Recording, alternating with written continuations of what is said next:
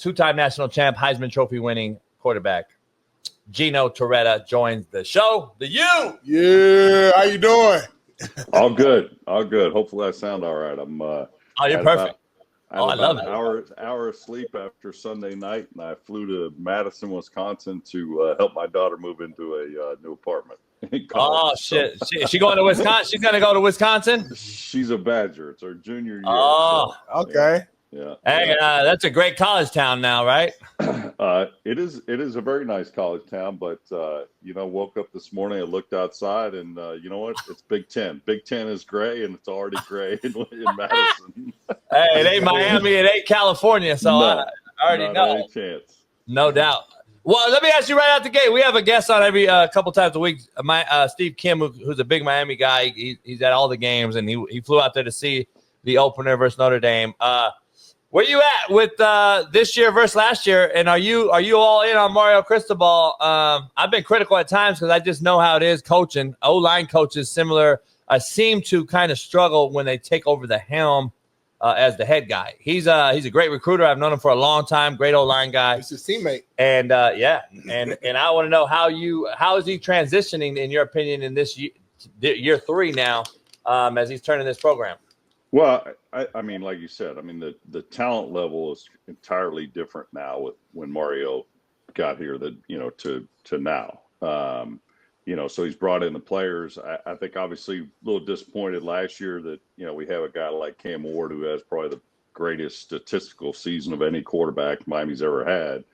And we couldn't get in the conference championship game or the playoffs. But, I thought that was a big step against Notre Dame because, like you said, there are people that question Coach Cristobal, the whole, about certain things. And, they pulled it out. I got to say it was a dominant performance up front.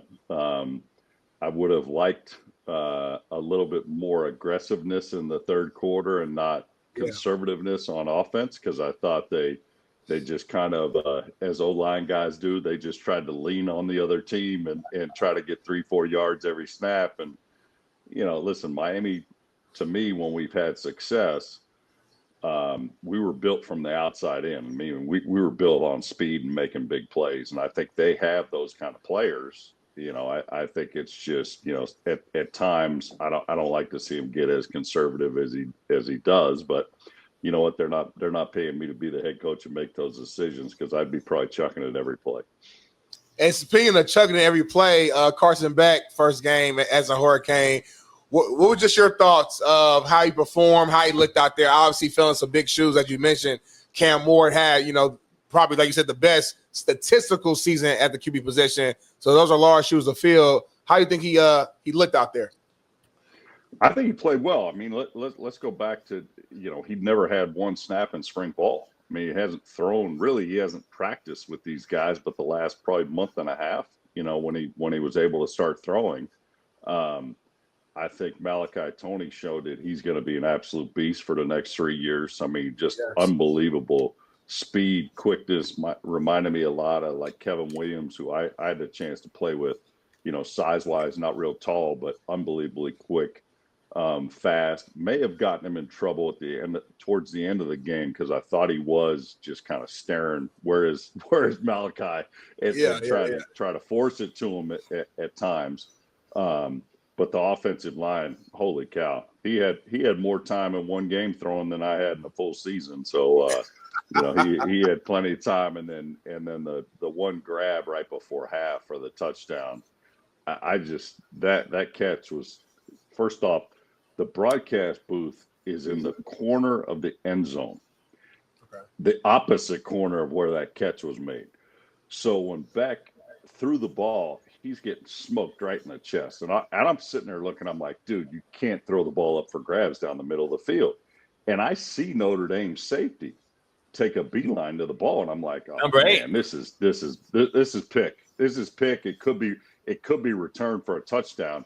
Yeah. But he didn't play the ball. Watch the highlights. Yeah. He doesn't play the ball. He literally thinks it's going to fall in his lap, and he's going to run the other way for a touchdown.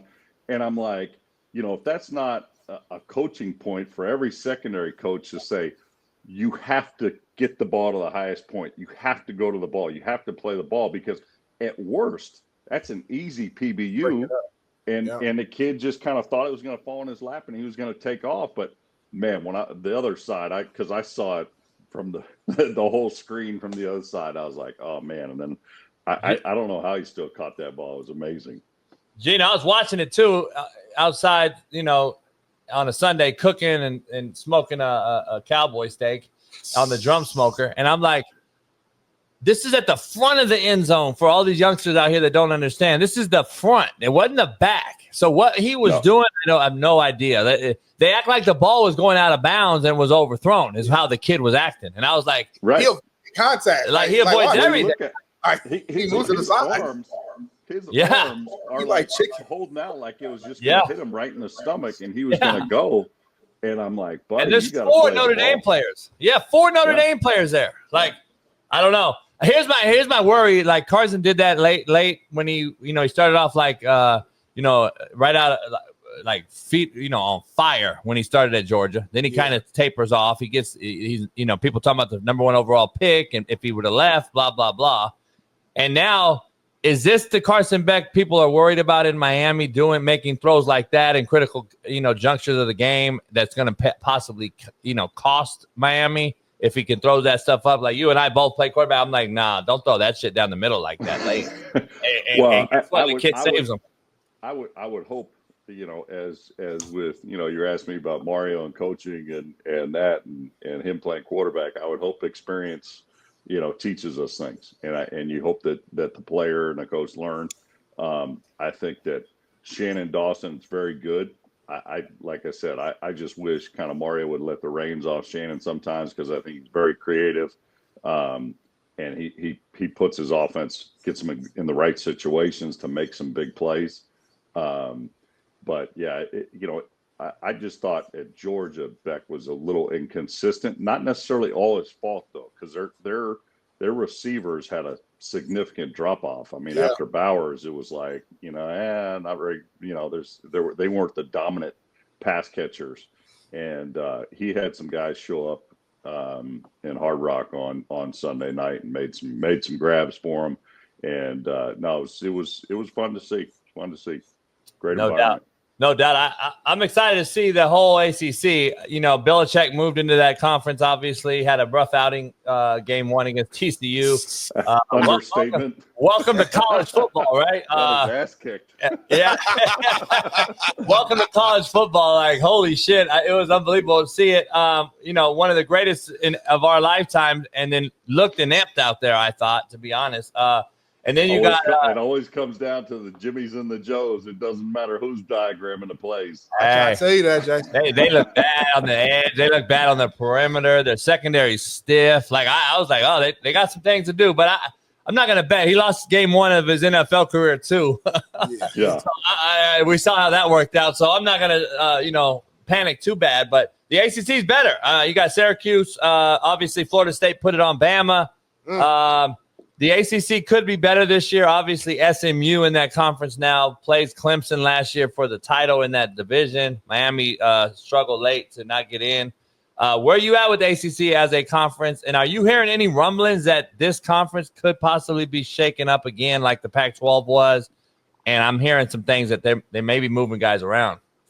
Well, listen, college football is morphing daily. Hourly, it almost seems like. I think probably what it's going to go to is 65, 68 teams, and those are the teams that are playing for the national championship.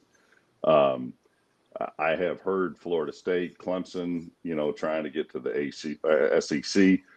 Listen, everybody's trying to get to the SEC and the Big Ten because they're getting paid more per team TV in their conference. So, hopefully the powers that be in college football, and what I mean is those two conferences have to come to the table and say, you know what, maybe we can take a little bit less and make sure the ACC teams get a similar payout, make sure the Big 12 teams get a similar payout. Whether that's going to happen or not, I don't know. I mean, like if you want to build it from the ground up, if you say it's 68 teams like the tournament, And then, okay, what do the playoffs look like? Get rid of the conference championship games. We showed last year with the playoff, the conference championship games don't mean anything. All they are is a way for the conferences to make a boatload of cash on that Saturday. So get rid of the conference championship games, make that like the first playoff round, and go from there. But you're not gonna have the Big Ten give that up. You're not gonna have the SEC give that up. So that's where, okay, how do we figure this whole out? It's just like there's so much money involved here. I think we could figure it out if they really wanted to. But yeah, there's grumblings. I mean, Florida State's been trying to get to the ACC. Hell, they hired an investment banker. I think last year or this year to try to say, how much can we sell our football program to you two, or how much can you raise money off of it? Which, I don't know. To me, that's just a joke. And I don't mind kids making money. Hey, more power to them. I wish I could have made some greenbacks when I was in college, but it wasn't how it is. So I don't begrudge these kids making money. I wish they would have some stick-to-itiveness, if you will. Yeah. And when you're not named the starter, you stay your ass there and you work harder. Maybe you become the starter, but that ain't happening today. Yeah, I don't know if you can do it with the money, man. These kids see that money and they have no, they don't want to be around. They don't want to. It's not necessarily just the kids. Everybody. And I said it's mercenary business. I said the other day, coaching mercenaries, we're getting kids through for 30, 60, 90 days, and we got a transfer portal that opens up. It's like Twice. Well, now 3 times. Yeah. Let me ask you, are you a proponent of the 12-team playoff and now probably going to be 16? I think less is more. That's me personally. I think the competition, the cream rises to the top. The more you add, I think that it waters this thing down. I didn't think there was 12 teams worthy of a playoff last year. And if we really want to be honest, Ohio State's not the national champ. Yes, they are. If we go back to the 4-team format, let's be honest. Smitty keeps talking about a team that lost twice. Getting in. But anyway, are you a proponent or no? I would have gone to 16. I think I would go to 16 and I would get rid of the conference championship games. And then, okay, that weekend matters again, because basically it didn't matter last weekend. Whoever was in the games were in. I think that I would say you have to have 16. I don't agree with the fact that the Big Ten and the SEC think every year 4 of their teams are in the best 12 teams in the country. Like I just don't believe that. It's not. Maybe some years, okay, great, I agree with you. It's 4 of your teams are the best 16 in the country, but I have a hard time believing that that's a hard, fast rule, because when I was in school, I said this last week, people were like, well, what's the biggest Miami rivalry? And I was like, well, the biggest rivalry to me is the one where you win. It matters to win a national championship. It gets you kind of in that game. You got to go through there to get it. Well, when I was in school, that game was Miami, Florida State. It wasn't Miami, Notre Dame. Right. And that's I didn't give the Iron Bowl. I didn't even know what the Iron Bowl was. I swear to God, I was like, who's in the Iron Bowl? Yeah. Like Michigan, Ohio State, what the hell were they playing for? They weren't playing for a title. I was like, big deal. A rivalry is one where, besides the history of 2 teams not liking each other, the game actually means a lot more than just that day. And, it's tied. It's a great point, because you're from California like myself, and SC UCLA used to be the game for the Rose Bowl. Yep. That game mattered in LA household. And the big game was for the last place in the Pac-12. So Yep, no doubt. 100%. Let me ask you this. We were kind of going back and forth, looking over just your achievements and your resume, and I'm the 92 Heisman Trophy winner. You're making me Desmond Howard on the little thing here. Well, listen, you damn near won every single award out there. No, not damn, win in college. There ain't no damn near. I did win every goddamn. Exactly. So talk your trash. So let me ask you this. Should you be in the conversation? Like when we have these conversations as far as greatest college QBs of all time, and you look at people's resumes, in my opinion, you have to be in the conversation. Do you feel the same? Bro, I got a lot of trophies at home. I got 2 national championships. I got a Heisman Trophy, Davey O'Brien, Walter Camp, Maxwell, Maxwell, Toyota Leadership. I got the academic awards. Listen. People can judge how they want to judge. I know I did pretty good, and I only lost 2 starts, so I'm pretty happy with a couple rings on my hand with championships and a Heisman. So I'm good. I just want to read it for the stat. I just want to read it for everybody out there so they don't understand. 2-time national champ, Heisman, Maxwell, Walter Camp, Chick Harley, Davey O'Brien, Johnny Unitas, All-American, 2-time Big East Player of the Year, and lost twice. And actually, probably one of the things people don't realize, there's only been 3 Heisman Trophy winners that have actually at quarterback that have started in multiple national championship seasons. And it's myself, Leinert, but I think the one championship is like a BCS partly, or you know what I mean. And Angelo Bertelli, who he came back after the war and started at another national championship season. So you know what, like to me, because I was like, starting 4 games as a redshirt freshman and your team wins the national championship. I'm pretty proud of keeping us in that part. And but yeah, that's what makes the difference to me is just winning games. When you see these nobodies, I call them nobodies. When you see these fucking nobodies on Instagram and Twitter say some shit about football and quarterback, can you please one time just say, drop your fucking resume. Just say that to them. I love to hear it because that's what I say every day. I'm like, let me see your resume. You could say that with anybody ever play college football. You can literally say, show me your resume, motherfucker. So I think our media people at Miami said, don't pick a fight with somebody, we call it the press, the papers back then, that they buy their ink by the truckload and you don't. So you know what, if they whatever.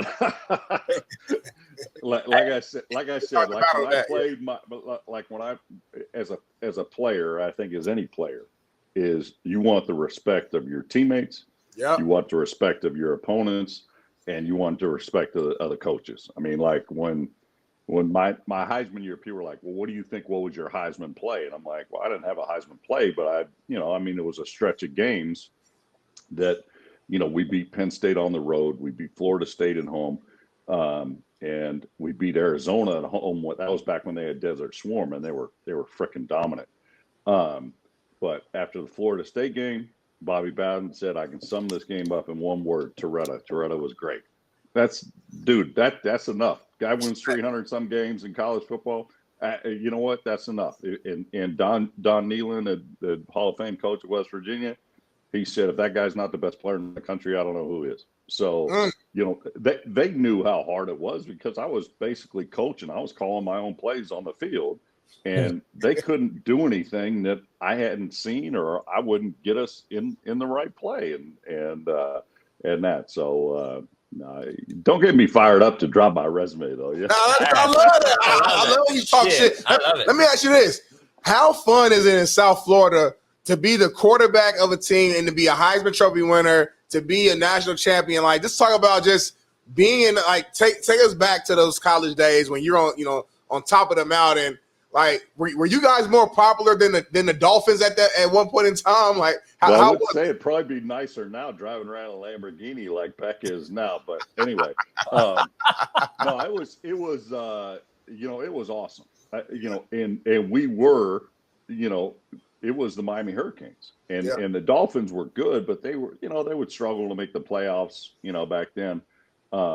I know Lamar Thomas and Barrow Sapp and those guys used to be like, we used to get the Miami Dolphins guys in the clubs with us. Now I've been in a couple of Luke's nightclubs, so I'm not gonna say I was a frequenter of Luke's nightclubs, but we've been there. We had it was just great. Like I just for all the kids that are playing there now.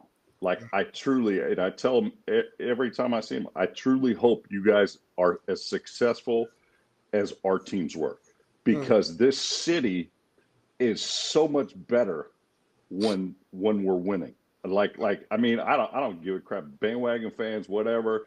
But it's like, man, the city is just fired up on Saturdays. I mean, like I came on my recruiting visit, the ticker tape parade in 1987, championship in whatever, December, January.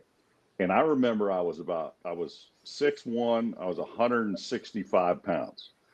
And I was just like looking around going, if I don't grow, there's no way in hell I'm going to get a chance to play. It didn't matter what school was recruiting me.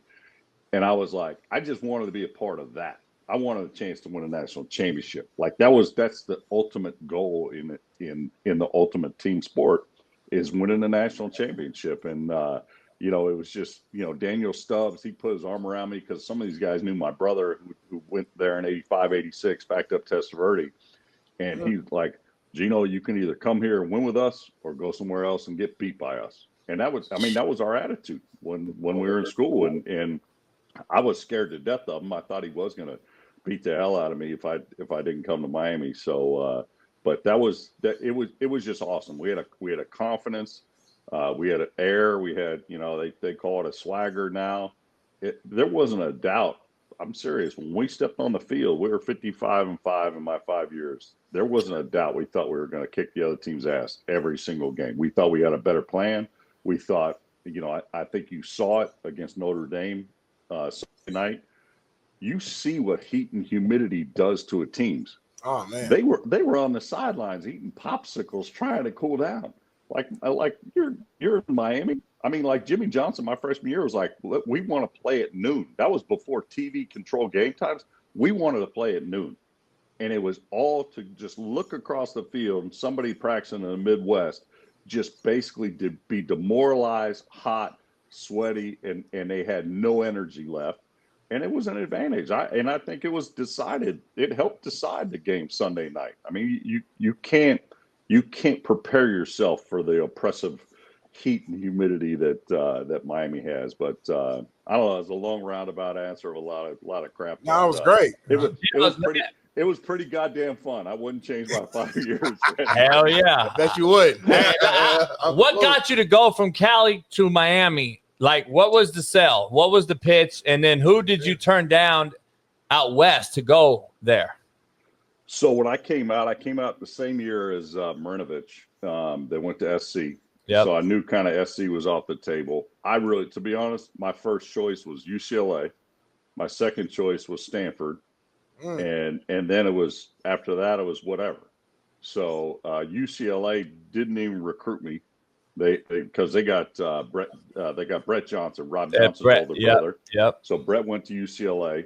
UCLA didn't recruit me. Stanford, their linebacker coach, played like softball with my brothers. And he came to my high school, and he literally, like, one of the first coaches, and he just said, "We don't think you're good enough to play in Division I." Like, all right. So they didn't recruit me at all. Who was there? Stenstrom? No, I'm older than Stenstrom. Oh yeah, you're old. Yeah, that's my age. That's my age. Yeah, we played. So you got me by 5 years, I think. Who would have been there in Stanford? Shit. Probably John Pay. Probably Pay. Maybe, yeah. Probably the end of his career. I think that was Jack Elway was towards the end of his coaching career at that point. Yeah. And then Washington offered me a visit. Washington State and Dennis Erickson offered me a visit, and so I went to Washington. And Mark Brunell just committed the week before I took my visit. So Brunell and Bjornsson was a QB. I remember that. So they're like, "Hey, we have 2 quarterbacks committed." So I'm on a visit, literally, in cold, rainy Seattle, and they're like, "Hey, we got 2 quarterbacks. We can't even offer you a scholarship." I'm like, "All right." That was the Steve Ettman years. Steve Ettman and all them. Yeah. Hoffman was on my visit. He was their middle linebacker from San Jose. And then I went to Wazoo, and in a snowstorm, and Coach Erickson, like, I didn't know recruiting. Like, I'll give you a great recruiting story. So I don't know recruiting at all. Like, I'm like, I showed up to Wazoo in literally a suit and tie and an enormous bag because it was cold as hell. And I'm like, man, I need long johns. I need, it's snowing. Yeah. The coach, the GA's walking back and forth past me like 5-6 times. And I'm like, nobody's in the Pullman airport. And finally he comes up and he goes, "Are you Gino?" Yeah, I'm Gino. So anyway, he's like, usually the recruits don't show up dressed better than the coaches. I'm like, hey man, my mom she taught me right, and she said, this is how you're gonna dress. And so I go up there, have a great visit. Coach Eve, go in his office. We're watching film and all this stuff. And on the way out, it's me and the coaching staff on a 12-seat, 16-seat airplane out of Pullman or Spokane, wherever the hell. We flew to Spokane so then we could go home. So it's in a snowstorm, and literally I'm praying. I'm in the first seat looking out the window of the pilot. I can see out. Coach E's next to me. We're talking. And I'm just like, please don't go down in the snow, So we get to Spokane. Then I fly to Oakland from Spokane, and I'm sitting next to, I think it was one of the DB's coaches. And he goes, how'd your visit go? And I said, good. He goes, did they offer you? I said, I don't know. I don't think so. I don't know. And he goes, well, what'd you do when you go into Coach E's office? I said, we watched film. We were talking about the offense. We were talking about schematics. We were talking about what he liked to do and what I like to throw. And that was it.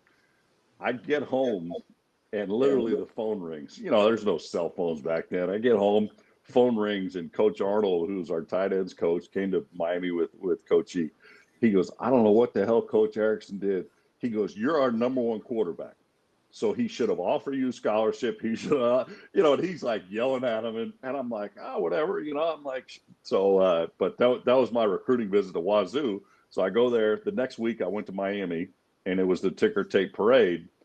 And, I was in Coach Johnson's office. And so our offensive coordinator, Gary Stevens at Miami at the time, he was telling me, do not come to Miami. He goes, don't come here. And I was like, I was like, why would you say it? He was like, listen, he goes, I think you're good enough. You can start year one at one of those Pac-10 schools right now. He goes, if you come here, I have Steve Walsh and I have Craig Erickson. I really like Craig Erickson. He didn't redshirt. If you come here, I'm redshirting him. So he gets 2 years to start at the end of his career, and you're going to get one. And I look up at the wall and I see Sports Illustrated with Testaverde and Kelly and Kozar, Walsh, national championships. And I was like, you know what, Coach? I don't care. I get 1 year at that. I win a natty. I'm good. I'm like, you know what? I'll come here and compete. Damn. And I went out of, I guess out of spite. And I went to Coach Johnson's office, and Coach Johnson was like, what do you think? I said, I love it. He goes, you want to come? I said, hell yeah. I got up, shook his hand. I ran out of his office, so he couldn't take my office. Wow. That's unbelievable. Coach Erickson, Coach Erickson, like he came over to my house and back when my dad was alive, and we had a great night, and I mean it was hard to say no to Coach E, but I got back from Miami and I just that Coach Arnold called and I said, Coach, I committed to Miami, and he goes, I'd have probably done the same thing. And then 6 months later, they came to Miami and were my coaching staff at Miami. So, no doubt that it's crazy because of good friends of mine were on that Wazoo team when you visited. Steve Broussard, Derek Spark. Derek passed away. Rosenball was my host. I mean, Rosenball. Totally. I mean, the statute of limitations are over with. Now, back then, you couldn't do anything on your visit athletically, supposedly, right?